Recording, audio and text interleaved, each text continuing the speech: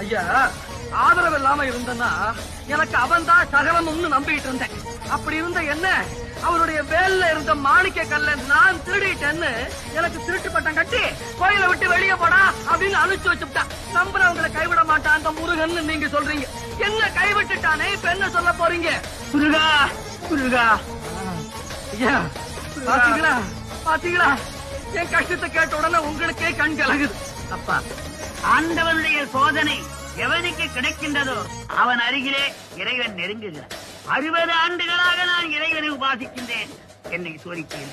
சோதனை செய்த மாணவன் தான் மேல் வகுப்புக்கு போய் சட்டி ராவி எடுத்த தங்கம் அணிகலமாகிறது. அடித்து தோய்த்த வேட்டி வெண்மையாகின்றது. உலகத்திலே சோதனை சாதனையை தரும். நீ உண்மையான பக்தன், அதனாலே ஆண்டவன் உன்னை சோதனை செய்து உன் அருகிலே நெருங்குகின்றான். சோதனை நடக்கின்ற பொழுது தைரியமாக இருக்க வேண்டும்.